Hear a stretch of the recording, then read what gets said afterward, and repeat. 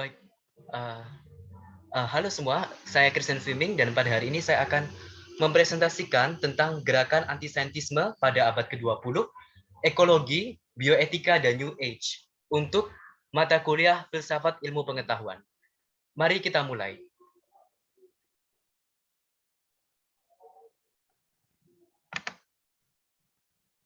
Pertama, sedikit latar belakang.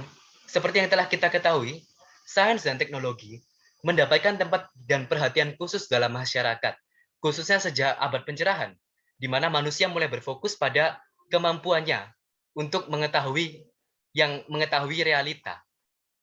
Tetapi, seiring berjalannya waktu, ternyata sains itu tidak hanya memberikan dampak yang baik, tetapi juga memberikan dampak negatif. Kemudian muncullah namanya saintisme, suatu paham bahwa sains itu satu-satunya sumber pengetahuan yang paling valid. Oleh sebab itu, pada kali ini saya akan menjelaskan tentang kritik atas pernyataan tersebut, kritik atas saintisme, khususnya dari dua pemikiran filosofis, yaitu eksistensialisme dan fenomenologi, tentang kaitannya terhadap lingkungan hidup dalam ekologi, tentang kaitannya dengan etika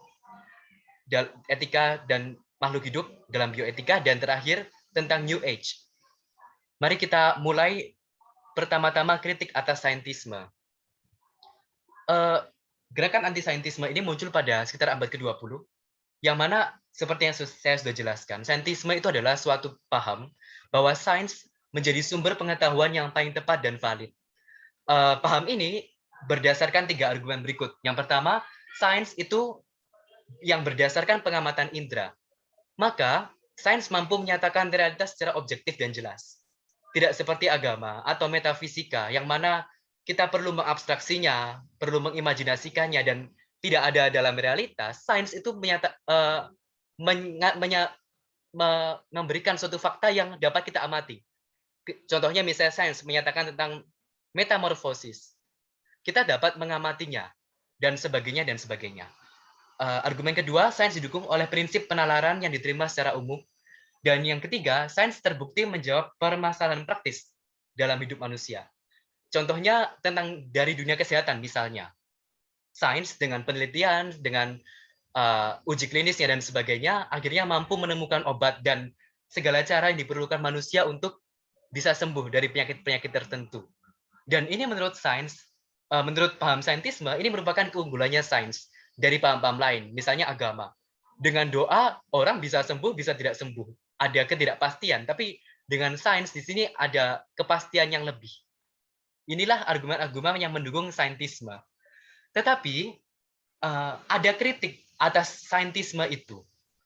Yang pertama, untuk melawan argumen pertama dan kedua, tidak semua teori sains secara murni didasarkan pada pengamatan. Misalnya, teori-teori tentang asal mula alam semesta, tentang Big Bang, atau tentang evolusi. Mungkin para pencetus teorinya itu mendasarkan penelitian dari pengamatan. Ya, tetapi teori itu sendiri, apakah pencetusnya mengamati terjadinya Big Bang, mengamati proses evolusi? Tentu tidak. Maka ini adalah sanggahan terhadap argumen pertama dan argumen kedua. Kemudian tentang argumen ketiga, tentang menjawab permasalahan praktis, ternyata tidak seperti yang dijanjikan. Sains tidak mampu menjelaskan seluruh permasalahan manusia, khususnya yang dekat dengan hidupnya. Konsep-konsep yang non-fisik yang melebihi alam, tentang spiritualitas, tentang eksistensi Allah, maupun non-eksistensinya bila ada yang mau membuktikan, itu tidak dapat dibuktikan secara sains. Serta tentang kematian manusia, apa yang terjadi setelah manusia mati, dan sebagainya. Maka sains tidak bisa menjawab semuanya. Nah, sekali lagi, akan saya tekankan bahwa saintisme dan sains itu berbeda. Saintisme itu paham tentang sains, yang tadi setelah saya jelaskan, dan sains itu ya, sains itu sendiri. Maka kalau dalam kasus ini, gerakannya itu adalah gerakan anti-saintisme, bukan anti-sains. Itu dua hal yang berbeda. Berikutnya, saya akan melanjutkan dengan pemikiran filosofis yang muncul pada abad ke-20, yang mengambil sikap melawan saintisme, yaitu eksistensialisme dan fenomenologi. Yang pertama, dalam eksistensialisme membahas banyak tentang makna keberadaan manusia di dunia, di tengah masyarakat dan di alam. Maka deskripsi objektif tentang dunia tidak dapat dicapai karena menurut eksistensialisme semua deskripsi itu pasti ada faktor manusianya, ada faktor interestnya manusia.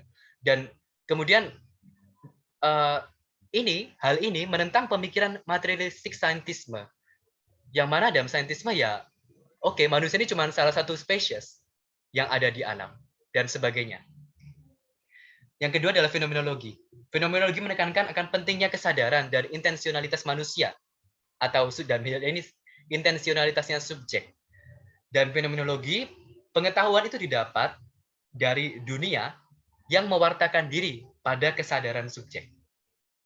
Sedangkan ini tentunya berlainan dengan paham saintisme yang melihat dunia sebagai sekumpulan materi dan gaya yang bergerak secara mekanis dan sebagainya.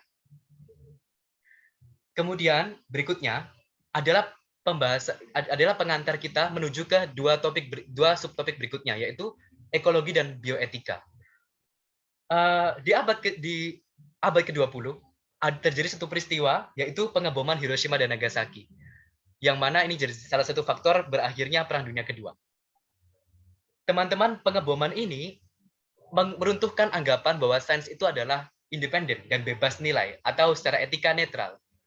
Mengapa? Nyatanya bom atom yang adalah hasil teknologi, hasil kemajuan sains, ternyata membunuh manusia. Ternyata merusak alam, memberikan dampak yang dalam waktu dekat tidak terselesaikan di alam. Maka sains tidak lagi bebas nilai seperti anggapan dulu. Kemudian itu dari dampaknya. Dari penyebabnya, ternyata sains dan teknologi pun didorong dan dipengaruhi oleh banyak faktor. Dalam hal ini faktor politik dan ekonomi. Dapat kita lihat dalam sejarah, dalam Perang Dunia dan Perang Dingin gitu, betapa politik mendukung terciptanya kemajuan sains dan teknologi. Betapa peperangan itu mendorong orang untuk menciptakan teknologi-teknologi baru khususnya dalam hal komunikasi, transportasi, dan alat persenjataan. Juga bagaimana Perang Dingin mendorong manusia untuk bisa pergi ke ruang angkasa, ke bulan, dan sebagainya. Maka sains itu sendiri tidak semurni yang kita bayangkan, senaif yang kita bayangkan bahwa menjelaskan fenomena dan sebagainya. Dan yang ketiga adalah sains dan teknologi berdampak terhadap lingkungan hidup dan makhluk hidup, khususnya manusia. Oleh sebab itu, ini akan membawa kita pada dua penjelasan berikut tentang ekologi dan bioetika. Ekologi adalah kajian tentang lingkungan hidup, tentang rumah kita bersama. Bagaimana relasi setiap organisme di alam. Nah, kemudian ada yang namanya ekologisme atau bisa disebut juga environmentalisme, yaitu kajian sosiopolitis terkait dengan ekologi. Jadi bagaimana kebijakan publik berkaitan dengan ekologi dan sebagainya, termasuk juga bagaimana filsafat membahas ekologi, bagaimana teologi membahas ekologi dan sebagainya. Salah satu yang dikritik adalah paham bahwa manusia adalah tuan atas alam. Maka kesimpulannya inilah yang dikritik. Maka alam dapat dimanfaatkan sebebas-bebasnya untuk manusia. Dan ini nyata dalam sejak revolusi industri dan seterusnya ya, bahwa betapa alam dieksploitasi, betapa dengan sains, dengan teknologi, alam jadi rusak. Lihatlah ada penggundulan hutan, kepunahan banyak spesies, pemanasan global dan lain sebagainya, dan juga tentu tadi bencana-bencana akibat manusia, yaitu nuklir misalnya, atau tadi bom atom. Tentang ekologi, ada beberapa ekstrim ya, yang menekankan kesadaran ekologis pada paham bahwa manusia ini tidak beda dari organisme lain, ya sebagai salah satu spesies, dan bahkan keberadaannya merugikan lingkungan. Ini beberapa narasi yang sempat dikeluarkan oleh beberapa orang yang menyadari ekologi. Bahkan misalnya terkait dengan overpopulasi misalnya dan pemanasan global dan sebagainya. Banyak orang punya pandangan Oke, demi menyelamatkan alam, marilah kita mengurangi manusia. Ada manusia, oke, yang layak untuk, oke, kita berhenti, kita tidak perlu lagi membuat manusia baru. Kita tidak perlu lagi eh, beberapa orang layak untuk dibunuh dan sebagainya dan sebagainya. Tetapi tentu tidak semua.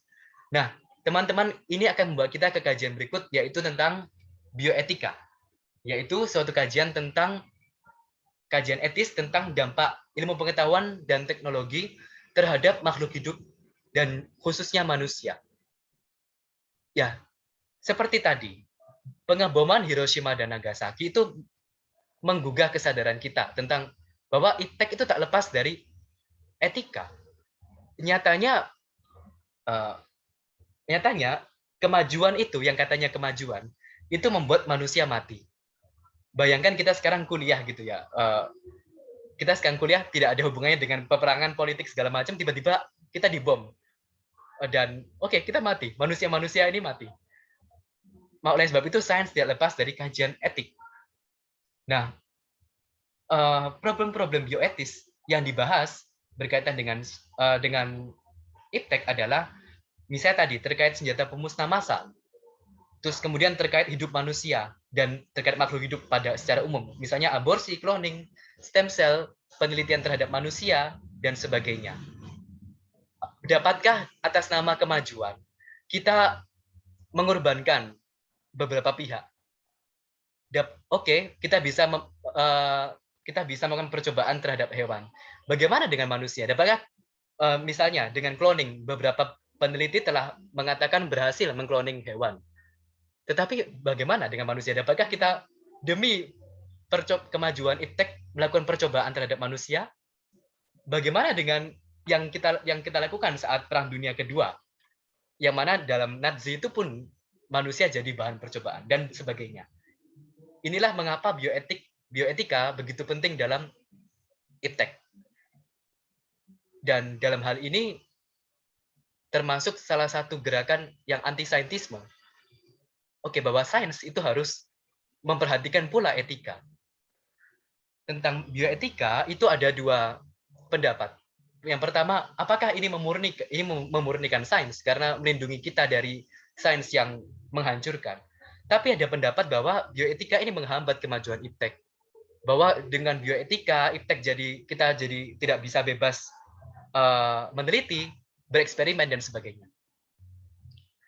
Baik, kita lanjutkan ke berikutnya, yaitu tentang New Age. Tentang New Age. Nah, New Age ini cukup berbeda dari subtopik berikut sebelumnya. New Age ini adalah tolakan pada spiritualisme, esoterisme, mistisme di zaman modern. Jadi dan kemudian tentang apa itu New Age, tentang bagaimana mendeskripsikan. Saya pribadi kesulitan memberikan definisi apa itu New Age. Karena bila di beberapa sumber disebut sebagai suatu gerakan, disebut sebagai suatu aliran, saya rasa tidak bisa secara ketat disebut demikian. Karena dalam praktiknya New Age memiliki banyak sekali bentuk, banyak sekali metode, bentuknya banyak, alirannya banyak, pahamnya pun beragam.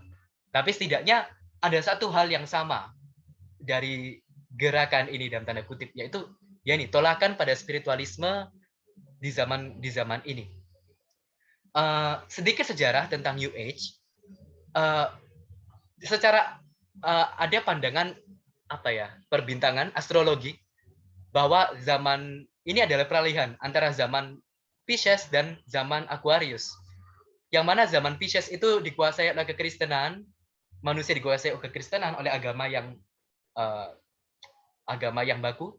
Kemudian sekarang kita menuju ke Age of Aquarius, zaman Aquarius, yang mana di zaman ini manusia itu akan bersatu, tidak ada lagi perbedaan suku, agama, ras, gender dan sebagainya, dan kita semua manusia akan mendapatkan pencerahan spiritual. Ini tentu kita lihat ini tolakan yang berbeda. Kalau di zaman modern dulu, awal zaman modern, pencerahannya itu tolakan pada ilmu pengetahuan, pada kemampuan manusia. Ini tolakan pada spiritual, karena New Age melihat ilmu pengetahuan dan teknologi gagal memenuhi kebutuhan manusia. Maka manusia haus secara spiritual, dan ini dipenuhi dengan New Age. Beberapa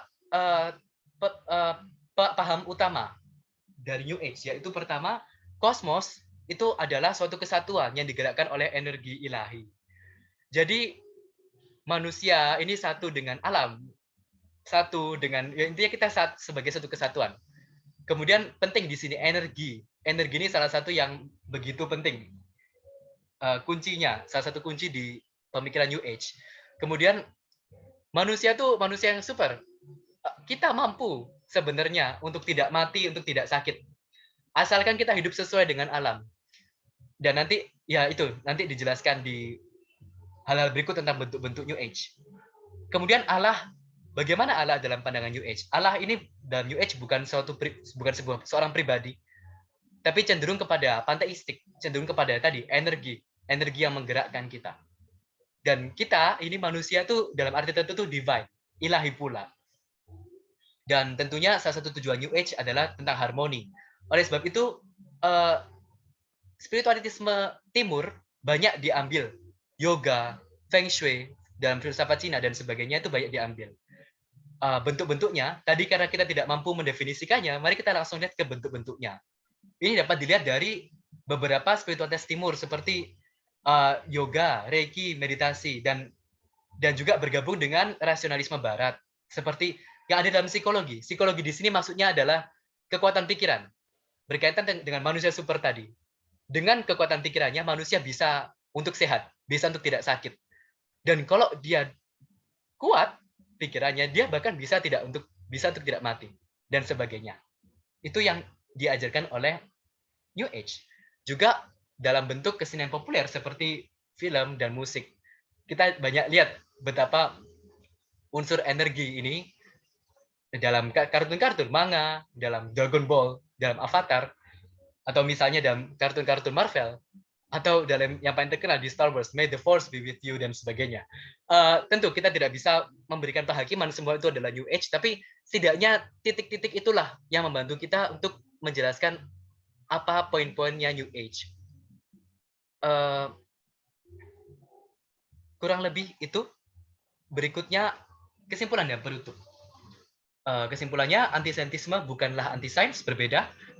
Menyatakan kebutuhan untuk, dan antisaintisme ini menyatakan suatu kebutuhan untuk mengatasi saintisme yang malah mendistorsi sains, yang aslinya sains itu tidak menentang atau mendukung disiplin ilmu lain dalam agama dan sebagainya, karena sains ini berbeda, punya metode yang berbeda dan sebagainya.